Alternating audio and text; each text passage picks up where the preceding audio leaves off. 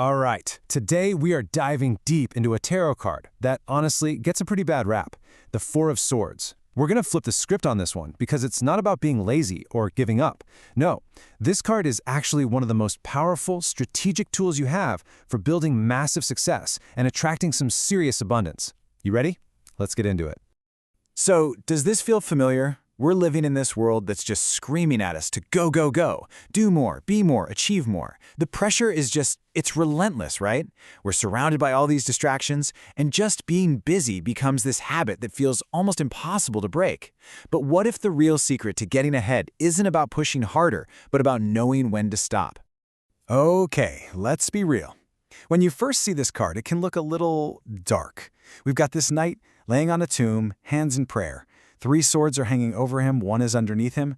I mean, it kind of looks like an ending, right? A total retreat, maybe even something, final. But that is absolutely not the whole story.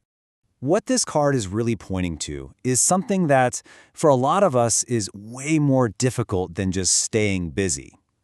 It represents the ultimate challenge, the simple act of being quiet, of being still, and turning our focus from out there to in here. This quote just hits the nail on the head. It completely acknowledges that fear. For all the go-getters, the creators, the people building things, stopping can feel like you're losing all your momentum. It can feel like it's over.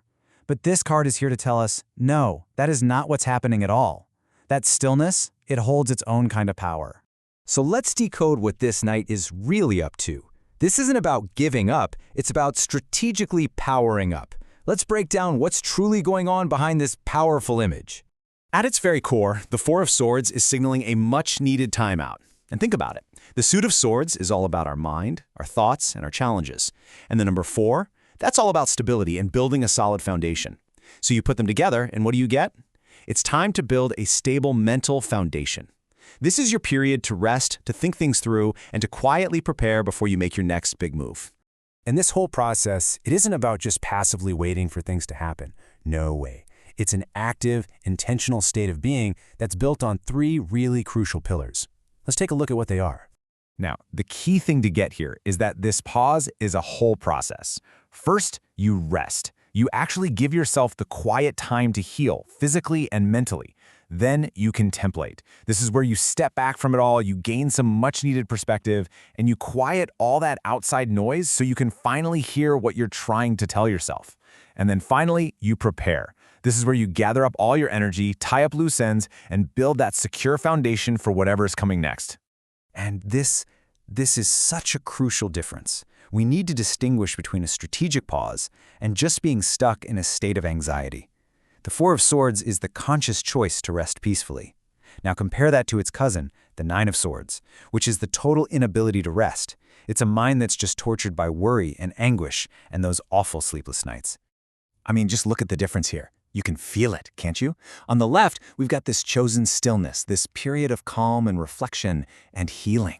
But on the right, well, that's a state of pure torment and mental chaos.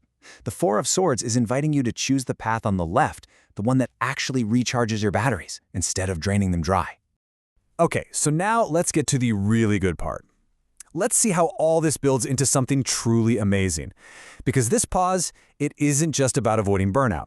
It is the secret ingredient for unlocking incredible levels of power, success, and abundance in your life.